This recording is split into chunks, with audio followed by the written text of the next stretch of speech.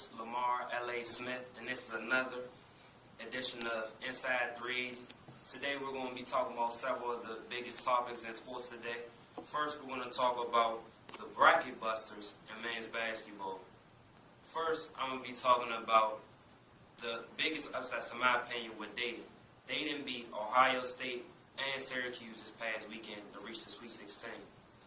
And through 11 million different brackets that signed on ESPN.com, only 0.4% had Dayton even reaching the Sweet 16 with Stanford. Dayton beat Syracuse 55-53, and it was a very close game. To me, I think Syracuse lost because they have the inability to score in close games. They rely on C.J. Fair to score a lot.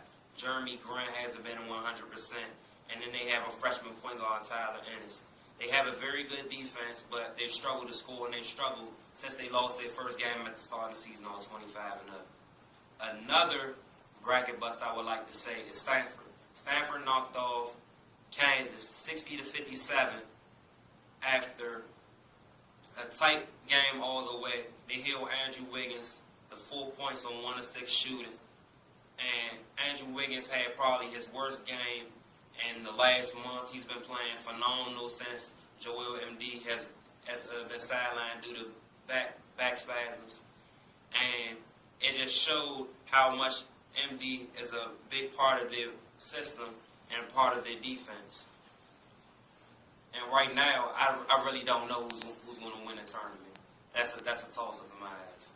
Next, I want to talk about the bracket busters in the women's bracket. The biggest upsets to me were Florida, number 11, over number 6, Dayton. Ironic. They beat them 83-69. And then another one was BYU, who just dominated number 5, NC State. BYU was number 12. NC State was number 5. And also, one of the biggest games that I saw this past weekend was St. Joe's when they beat Georgia 67-57. Shields, their guard, she was phenomenal. She had 18 points. Once St. Joe's got the lead, she hit a lot of monumental shots, had solid defense in order to keep them in the game. I remember one time when the shot clock was going down, ripped through, had a nice step back jumper off the dribble in order to keep the lead up and create distance between Georgia and a tightly contested game. I thought that was nice. In my personal Final Four bracket on ESPN, I have Notre Dame, I have Louisville facing off each other with one another, and I have Connecticut and Duke facing off with one another in the Final Four. And I got UConn Huskies winning it all, going 40-0. You know, you're not surprised. It's Gino Ariema's squad, so they have a tough squad down in UConn. One of the best in women's bracket. Next, I would like to talk about two great pitchers that got injured due to line drives over the past weekend. Aroldis Chapman, he got hurt from a line drive. He fractured his eye and was severely hurt after a liner came back at him. And it was very, very astonishing to me just because of the fact that Aroldis Chapman, he throws 105 miles per hour at his peak performance. And he has a lot of velocity on his fastballs. He's one of the best closers in the game for the Reds. He racks up tons of saves every year. And for that type of velocity to come back at him, I just hope that he's ready by the time the season starts. Season starts in a couple of weeks. And the Reds really need him if they want to look to make another push towards the playoffs after 2 good seasons the last 2 years. And Matt Moore, he was a very good starting pitcher. After David Price, he was probably their second best pitcher.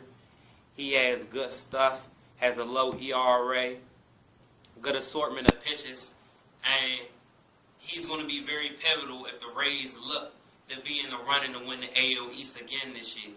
Last year, they just missed out on it to the Boston Red Sox, the 2013 World Series champs.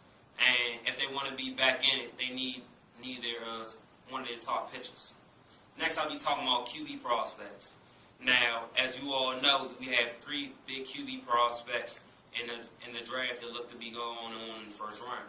You have Blake Bortles from University of Central Florida. You had Johnny Manziel, a.k.a. Johnny Football, from Texas A&M University.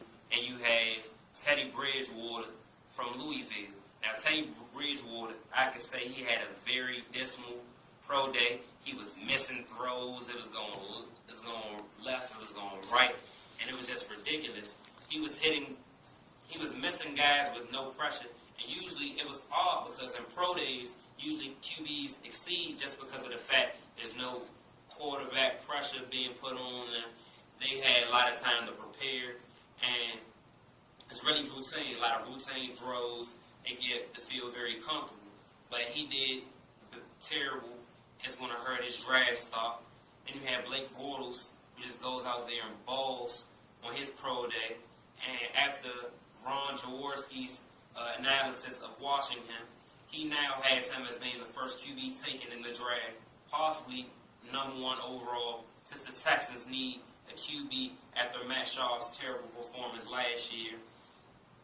And now, considering the fact that Matt Schaub, as I recall, is no longer with the team. So I just think that right now, Blake Bortles looks like the #1 pick because the Texans need a QB. He has a solid frame, 6'5", about 230, very prototypical quarterback, can read the defense well, has a nice drop back in the pocket, very accurate, has a nice arm, which was probably the flaw that people saw. He has a good arm, so that's going to help. And then you have Johnny Manziel. Johnny Manziel, since his size, he's been skilled back in the draft. He's probably going to go in the lower of the top 10. But all the prospects look very promising. Next, I would like to talk about a very thrilling and probably one of the few soccer games I probably going to be talking about inside 380. That's just how spectacular it was. I'm talking about Lionel Messi. I'm talking about Cristiano Ronaldo. The two best players in the soccer right now. Cristiano Ronaldo, he just stole Lionel Messi's Player of the Year last year, and Lionel Messi just came for him.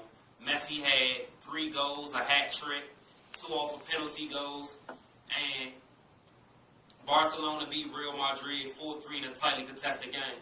So I think they're both going to be up for Player of the Year again. I think both of them are going to be looked to win the League Championship, and it's going to be very tight. Next, I would like to talk about the Thunder's improbable comeback versus the Raptors. The Thunder, I don't know how they did it, versus the Raptors.